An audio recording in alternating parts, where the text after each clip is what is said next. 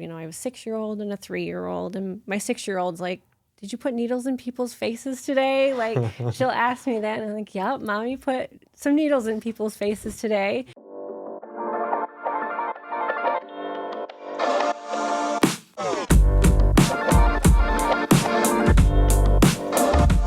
Welcome back to the Talk Midland podcast. My name is Logan Richetti with Modern Realty.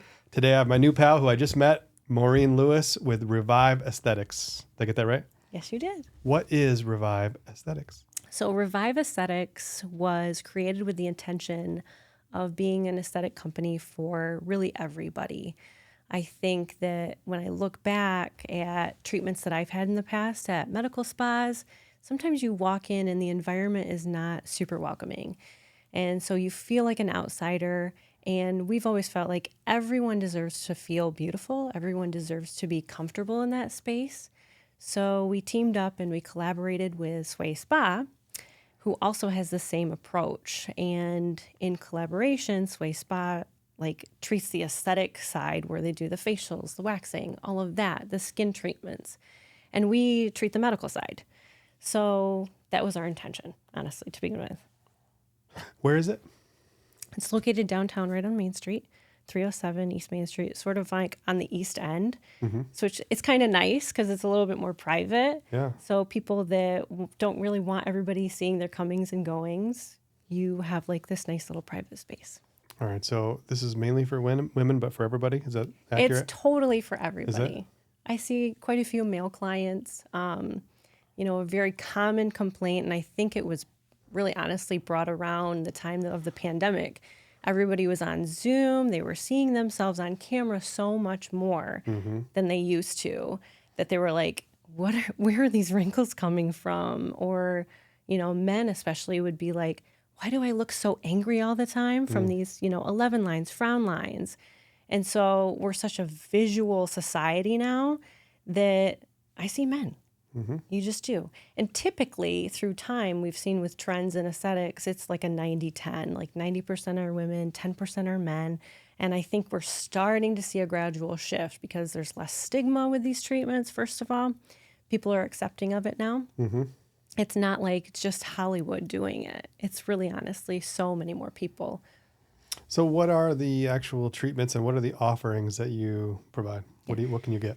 So primarily our focus is on cosmetic injections. So you might have heard of like Botox. That's just a brand name. Mm-hmm. There's a lot of different options for neuromodulators out there and different reasons why we would recommend one versus the other. And then dermal fillers, which are like a hyaluronic acid base. Okay. So that's for replacing like lost volume or asymmetries in the face. And then we do other treatments such as like microneedling that helps boost collagen, treats fine lines, wrinkles, acne scars, all of that. And then we refer and collaborate with the estheticians to do a lot of like the skin treatments, such as the facials, things that you would do on like a maintenance kind of schedule. Okay, so that has a lot of synergy with a spa, obviously, because when you're going into a spa, you're getting treatment on your face a lot of times, moisturizing, I assume, just health-based stuff. So there's an element of the health and there's an element of how you look. Is that right? Right. Okay. And then you kind of cater to both or one more than the other? Yeah. I mean, at the foundation of it, I guess, as a provider, I can kind of relate my whole experience even back in nursing, honestly. When I would go and assess a patient, I don't just listen to their heart. When you assess your patient, whether as a provider or a nurse, I'm listening to their heart, their lungs, I'm checking neuros, I'm checking capillary refill, all of these things. So we approach it the same way.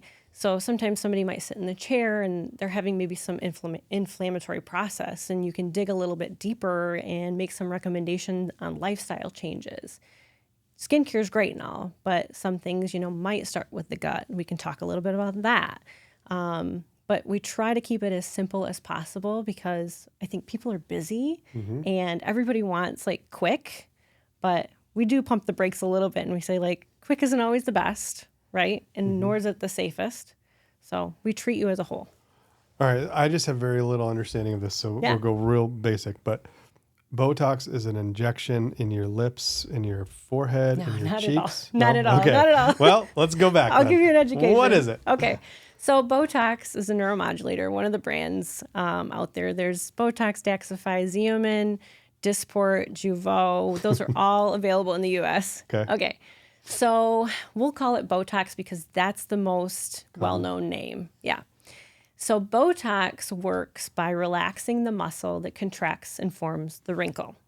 So Botox is like FDA approved for several areas of the face to treat and relax that muscle.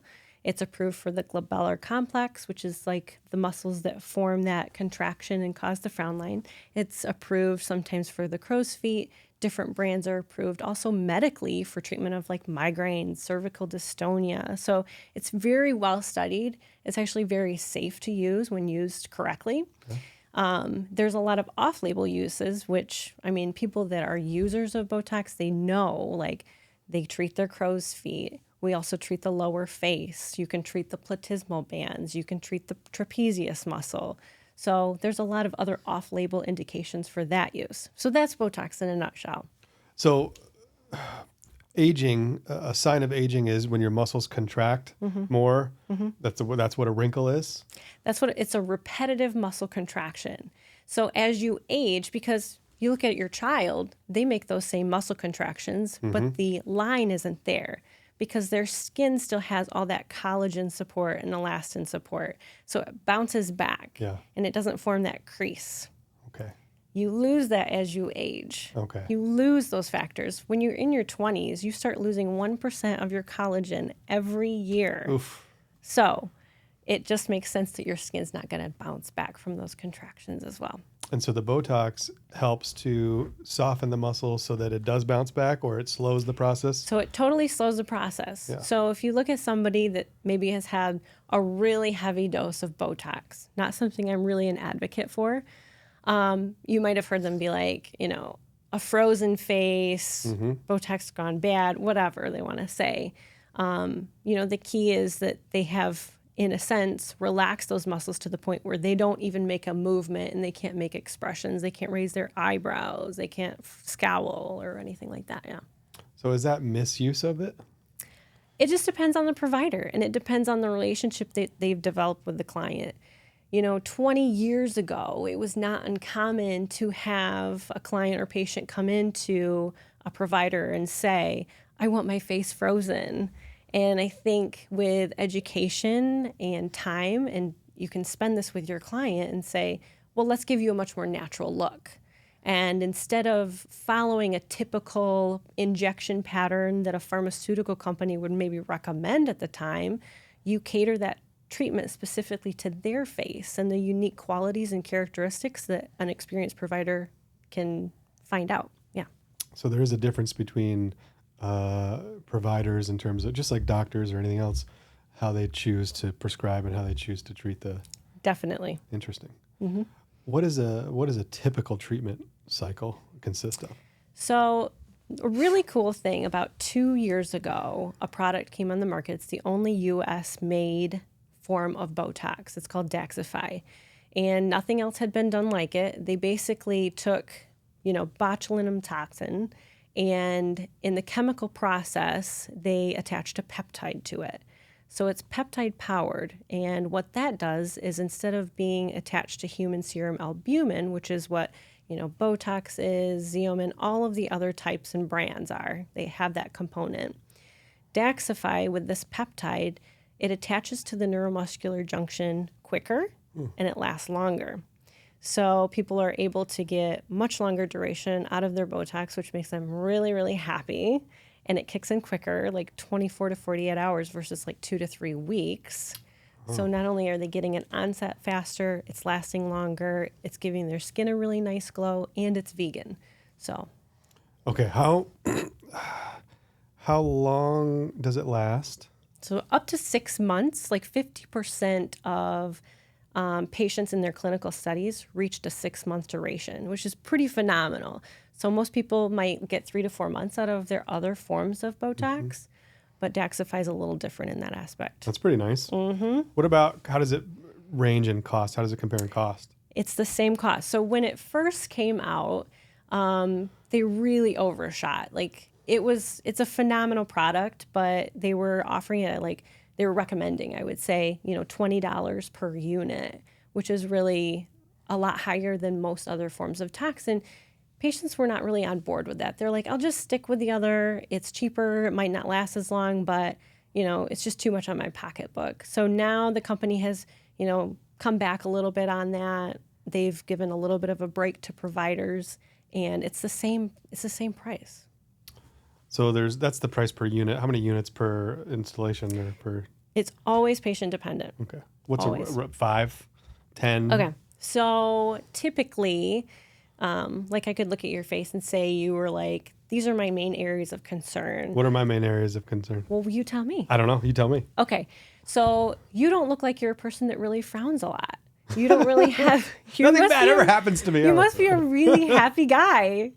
So, sure. I mean, you probably have a very stressful life, but it doesn't really show on your face, which is a great thing, right? Well, let's just talk about my forehead. Okay. Just use that as an example. It's big. You can see. You can't miss it. So your forehead. So first of all, you're a man. You're going to metabolize the product a little faster. Okay. And you have more real estate there, is what I say. Because I have a big forehead, too. I call it my 5 head. Real estate is my thing, Yeah, you have more real estate on your forehead. So typically, a dose, we'll use Daxxify as an example, and then I'll give you like dosage and Botox terms. Sure. So Daxxify is indicated for the forehead or frontalis muscle in the range of anywhere from 20 to 40 units. Oh, okay. Yeah. So there's a lot. So there's a lot there. That's where it gets expensive at $20 per unit. Absolutely. Yeah. So, you budget these things out. If it's going to last you 6 months, that's fabulous, Yeah, right? it's not a bad value over 6 months for sure. It's like a cup of coffee every day. There you go. And then how does that get installed, or how does it get applied? It's an injection. Yeah. And it's actually it's not uncomfortable. I mean, Little needle? it's a little tiny, if you've ever seen like an insulin needle. Okay. That's basically what it is. You can have numbing if you wanted to. It's really not necessary. I've had a needle in my hands for 19 years. So I think with the right person, you hardly even feel it. So you do the injections. You are one of the providers. I am. Yeah. I'm one of the injectors. Okay. Lindsay Cote is another injector. She's another nurse practitioner. We're both, we're the co-founders. This is our baby. So not only do we care about the business, but we also care about the needle that's going into your face. Yeah, I think that's probably one of the biggest objections or concerns for a potential customer is, what does the actual process feel like, look like? What is it scary? Is it hurt? Are you in a chair? Are you sat backwards? What's the experience like if I was going to go in and do it? Yeah. So, I mean, for me, if you were coming and saying like, I'm interested, these are my concerns, we'd have a consultation. I could do treatment on the same day. Sometimes I don't. Sometimes I'm queen of pump the brakes. I want to give you information, digest it, think about it, and then come back. Okay. It's a very no pressure kind of situation. Like, I want this to always feel to somebody like you're coming to like see a friend, and I'm going to happen to give you some Botox and make you look great, right? Or filler or whatever it may be. Is that not always the case? Are some areas or in potentially more high pressure? Well, to me, it's always a little high pressure because I want you to look great. Like, it matters. It really matters to us that if I run into you, at my kid's school, at Meijer, grocery shopping, wherever, I have to make things that look beautiful. And I want you to love what I do for you. Like, it totally matters. What about from the patient perspective? Do they feel a lot of pressure from maybe in some other, not locally necessarily, but generally speaking, is there a lot of high pressure sales tactics in this industry? I would say yes. Yeah. I think very often they'll come in for a consultation, and a lot of things are done in packages, whether it be with devices or treatments. And sometimes you need a package offering to maybe give them a price break or maybe get them the results that they want. But that's also like pressuring them to do these big, big investments in their skincare. And it's daunting. And I don't feel like this should be a pressure situation. It should be a fun situation. So each client you go client by client, case by case, and almost diagnose suggestions of what you feel is most appropriate based on their individual scenario? Absolutely. Do you also have structured packages of purchase options that you can do as well? We do. Yeah. We do that for some things like, with microneedling, I always equate it to going to the gym. So when you go to the gym, going for a few weeks, you're not really going to see results. It takes that kind of repetitive treatment. So all of your studies will show you need a good 3 to 4 sessions to show a result with microneedling. So that's like one specific example I'd give you. When you do microneedling, is there any kind of injection going on, or is that just a physical treatment? That's a device that you Okay. use that basically it's also referred to as collagen induction therapy. So you're making these little micro injuries to the skin to stimulate its own wound healing process and boost collagen, like by 180%, basically. So does that feel like a tickle, or does it feel You're totally numb. It feels like nothing really? because you get topical numbing cream on. You get to zone out for about 20 minutes while that settles in, fully prep and cleanse the skin. I mean, you just relax while we do the work. Would you compare it to a more pleasurable dentist appointment, kind of, where you kind of get in the dentist chair, they kick you back a little bit, and then they just do their thing, Yeah. but it's just a little bit less intrusive, obviously. Less intrusive, more relaxing. We choose the type of music you like. Yeah? Yeah.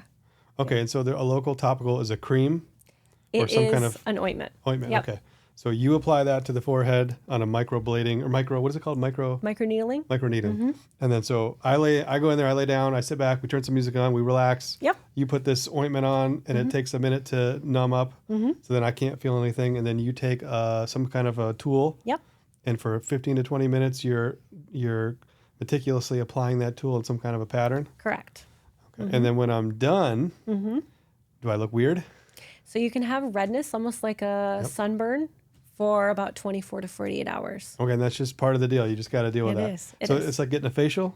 You kind of Yeah, except facials typically don't cause like that redness. Okay. Like you just come out glowing, and facials are like frosting, they make your skin look fantastic and dewy, and you feel great. immediately after. Facials? Yeah. Absolutely. Okay, I've never had a facial. Oh, you gotta. It's great. It's great.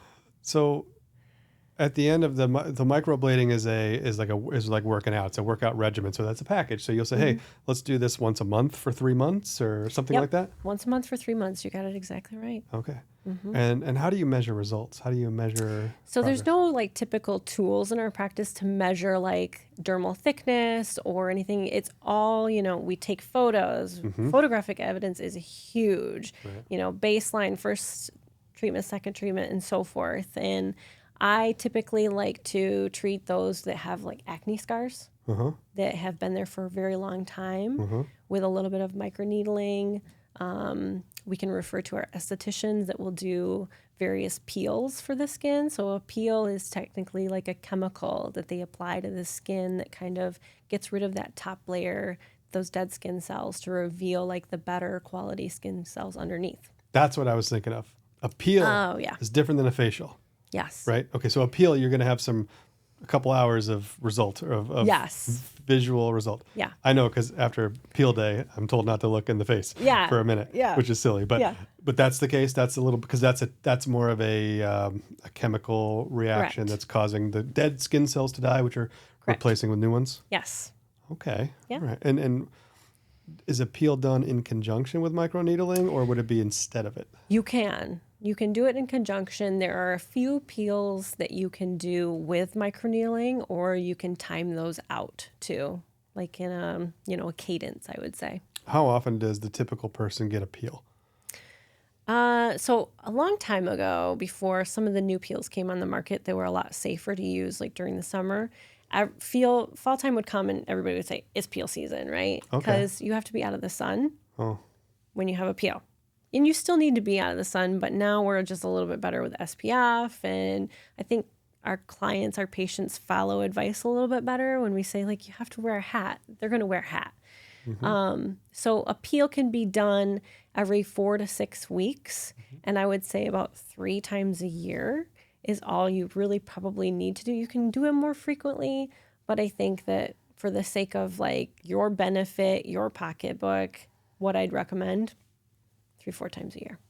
Is there a scenario in which you would recommend somebody get microblading instead of a peel or vice Microneedling? microneedling? Yep. Yep. I interviewed Irene and she does Yeah. microblading, so I Yeah. keep putting that in my head. But is there a scenario where microneedling is better or more suggested than peeling or vice versa? Yeah, and it depends on the indication. So, what you're trying to treat on someone's face. Do they have acne? Do they have large pore size that they're trying to take care of? Do they have oily skin? Do they have dry skin? So, microneedling is something I'm going to definitely suggest for somebody that has acne scars, wrinkles, that type of patient. Somebody that is, in their late 20s, early 30s that just wants to have fresh skin, a peel is always a great option. Peel, regular facials, good skincare. That's what I'd recommend for them. Okay. I'm hearing a couple different potential clients. You have clients who are dealing with wrinkles because they're getting older and they want to eliminate or minimize those. And then you have clients with more skin conditions, acne, dry skin, moisture, every kind of skin condition you can think of, right? Are those the two main types of clients that come in, or is there another form? I would say, honestly, our clients, I would break down into age ranges. Oh, We have age ranges of 18 up to about 25, 30. And they're just looking, they're kind of like, I should probably trademark this because I've split them in my head into 3 different age ranges where you're looking to kind of beautify. They already have something naturally there, they just want to enhance it. And then your next age range is more like 35 to 45, where they're noticing the signs of aging starting. They're starting to see that those wrinkles that used to go away with a good night's sleep are staying there. And they want to do something about that now before they get worse. Or they're saying, my lips have started to lose volume. My under eyes look tired. My cheeks, I used to have great cheeks. Where did they go? So they come in and, that's where we explore options with hyaluronic acid filler. And I'm always like, listen, I'm like the GPS system. I'll be your navigation system. You're the driver. Here's your options. This is the path you could take or this one. And so ultimately, like, it's their choice. So that's that age range. And then I would say about 45 and up, you're just looking to kind of reveal maybe some of the things that age has taken away. So not always can I take care of those wrinkles that have been firmly embedded. It's almost like a scar has happened. There are certain areas of the face that no matter how much Botox you put there, you're going to have this almost perma-crease. And there's some things that I just won't touch with dermal filler because of the risk to the client. It could cause, blindness or a stroke. So those are things where as a provider, I just elect not to do because I care about my client's safety. But at that age range, that's what we focus on, is just really kind of revealing some of that beauty that aging has taken away. And we explore multimodal therapies. We talk about your skincare. We talk about regular tox. We talk about little bits of facial filler in certain areas so you don't look overdone. Like no pillow face ever walks out of our spa. It's pillow face. Pillow face. So it's a term that's used in our industry when somebody has had just way too much done. Their cheeks are huge, their lips are swollen looking, it looks unnatural and distorted. And so nobody should look like that. They really shouldn't. We weren't meant to. We were meant to have faces that move and animate. And one piece of your face, if you splice it into, thirds this way or thirds that way, it should be balanced. So that's how we always approach our treatments too, whether it be the fillers or Botox. We specialize in full facial assessment where we say everything should be balanced. I know you came in here wanting lips, but when I look at your face, if I can make a professional, suggestion, this is what I would recommend. And let me show you why. So, Are there also products that people can buy? yes, Like we do what? have quite a bit of retail space. It's focused on a lot of skincare, and at its core, we have always wanted to make sure that the products were as natural as could be.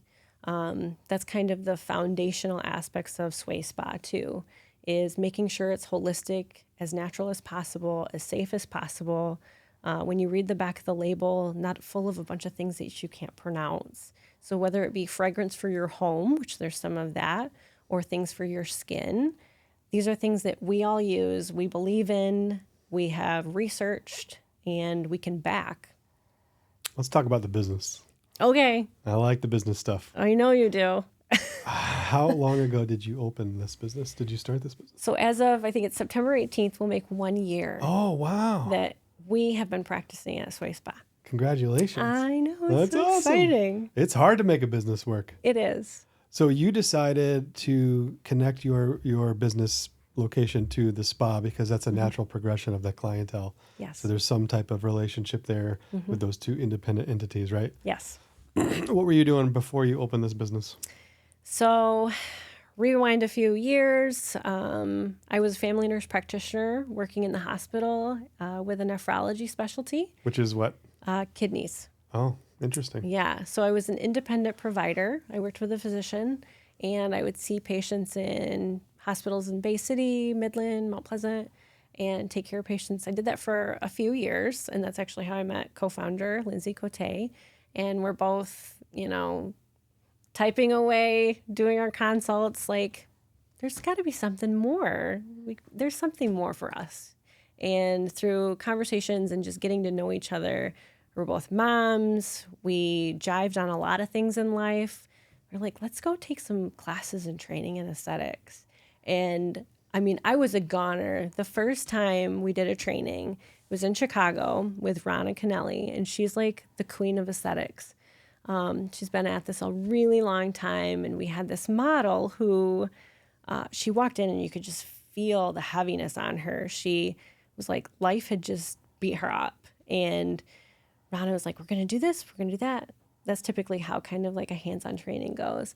Yeah. And, I treated her nasolabial folds, her lips, just little enhancements. And she looked in the mirror when everything was done, and her whole countenance lifted. And it was like she saw herself finally. Wow. Boom. And it's not that she looked that much different probably to somebody like you, but to somebody with an aesthetic eye and herself, that was her face, she just felt like a brightness, and her shoulders lifted and squared. And I started to cry, and I looked at Lindsay, who was there with me, and I was like, this is it. I'm a goner. I've got to do this. Like, sold. Well, I think there's something very noble about having a career or a job or whatever you call it, where you have some fulfillment of providing that type of result to your clients. And you get that in real estate sometimes a little bit, but not certainly every day like you do. So I think that's really a nice decision to move in that direction. Yeah.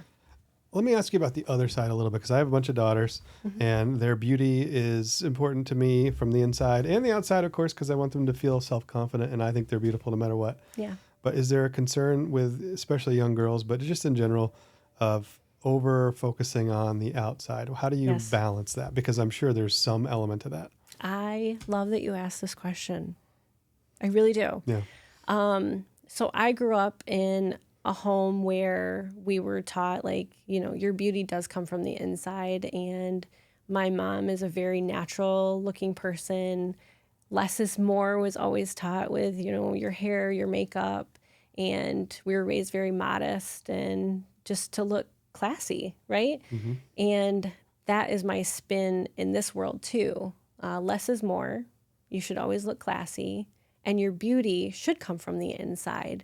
But sometimes when aging has started to take some of that beauty from you, and you look in the mirror and you can't see what's inside, sometimes those little enhancements, taking away some of the wrinkles, helps you see, like, oh, there I am. And so it's not really an issue in vanity. It's an issue of confidence for me. And I think they're just totally separate. And so, my daughters know kind of, I have a 6-year-old and a 3-year-old. And my 6-year-old's like, did you put needles in people's faces today? Like, she'll ask me that. And I'm like, yep, Mommy put some needles in people's faces today. And, she, as an example to her, that's very important that she understands Mom's approach to it too as she grows. Because 6 years old, she's not going to understand that yet. But as she grows, I'm hoping that she always knows that Mom preaches like your beauty comes from the inside, but it's okay to feel like you look nice on the outside too. I agree. I think this is a very sensitive, very careful subject to discuss because you could offend easily.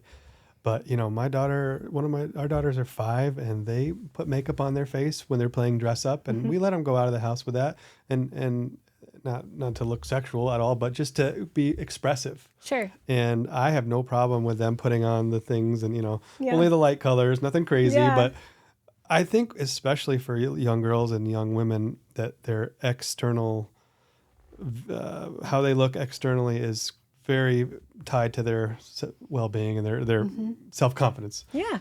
And men are too, for sure, but women more so Yeah. in our society. It's more about how they look, and that matters more in different things to them anyway. Clearly, Yeah. but to be able to make some adjustments to the way you look, I think is healthy. And that's why people go to the gym. That's why people eat well, and that's why people run and work out and get rest and do those things. It's just like that, just like anything else, you can take it too far. Right. So I think it's up to each individual person and of course the provider to maintain a balance of, hey, this is a healthy adjustment to feeling good and looking a little better, and we're kind of hitting a line here. For sure. Does that ever happen? Yes. I am really good at telling people no Yeah.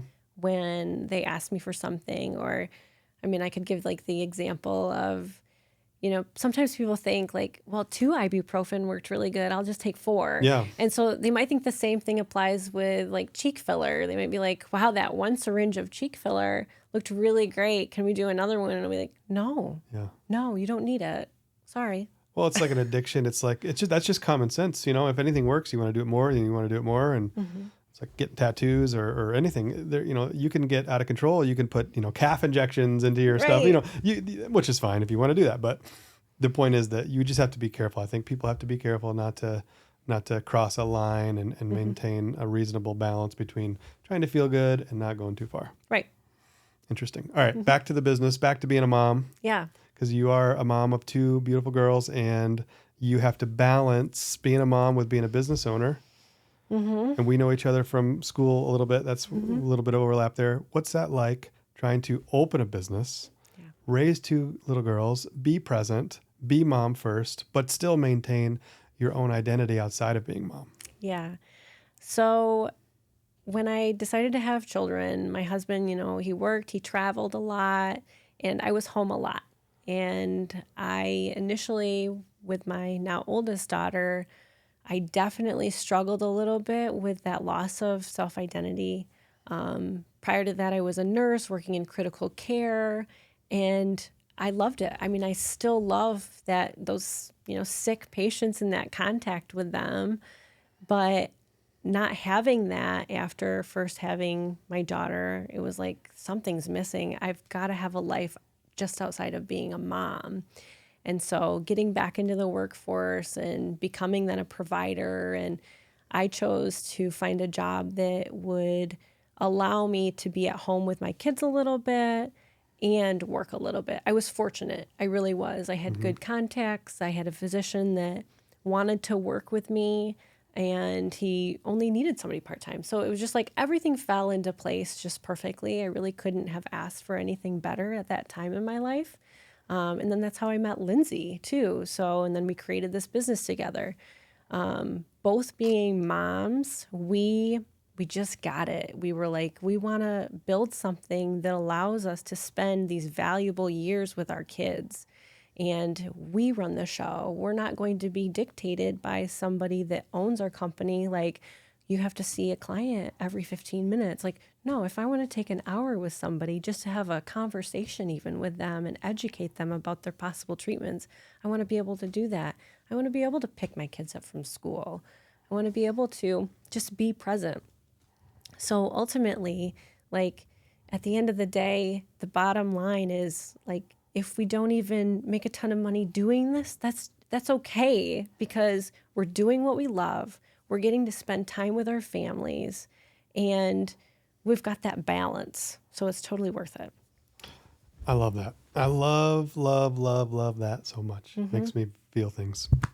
And really, being a business owner is very difficult, but having the control of your schedule, having the control of your destiny, or at least being in control of those things is very empowering. Yeah. And something that's hitting me right now at this part of my life is, and I'd like to ask you about it, is when you had your first daughter, you stopped working. Yep.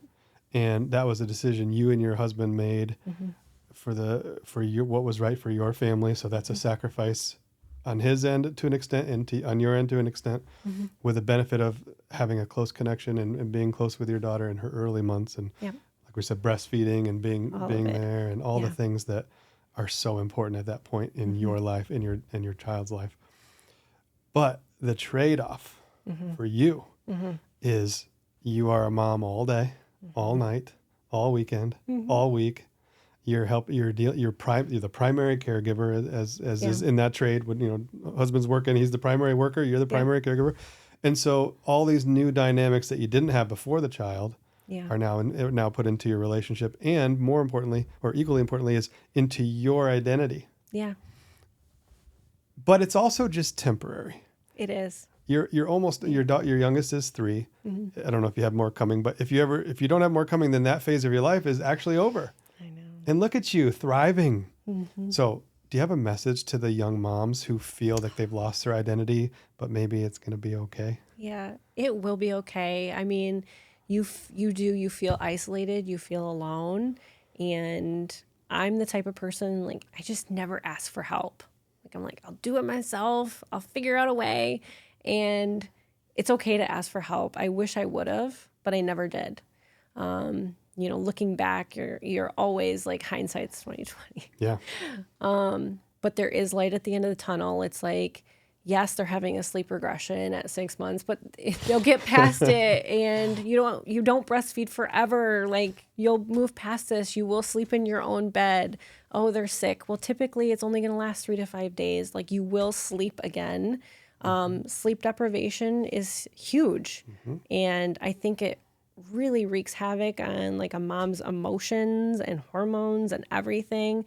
So you just can't even think like a sane person, but you get yourself back. And I don't know if you've ever heard of the that movement. It's a lot of like social media called Get Your Pink Back. And the whole baseline is like when flamingo parents. Yeah, I have heard of that. Yep. Yeah. They lose their pink when they have young children, their pink coloring. And so it's because everything within them is giving life to their child. And it's the same thing for these, myself as a mom. I was like, my gosh, I'm a wreck. Like, I am not the person I feel like I could or should be, but you're giving everything to your child in that moment. And they need that from you. They really do. It's nice to have those little breaks, and hopefully people have some resources in their life, good friends or family. Not everybody does. I wish they did. But those that don't, it's like, you will get your pink back. You'll come back. Yeah, that's tough. I think postpartum issues, quote unquote, I think a lot of them stem from lack of sleep. Yes. You give me lack of sleep and I got some issues real quick. Yes. And you do that for day after day after day, week after week. And then you add in changes in your hormonal balances from before being pregnant and after. Yeah. It's just a recipe for being very tired and being and exhausted. Yeah. And that's just, I don't know how you do it. I think women are superheroes They are. sometimes. Like, my husband will be like, you were up all night. How are you functioning today? I'm like, I don't know. Part of it was like I worked night shift as a nurse for 10 years too. I think I was just conditioned to it.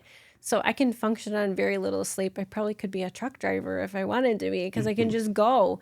But I think moms, it's like you don't have a choice.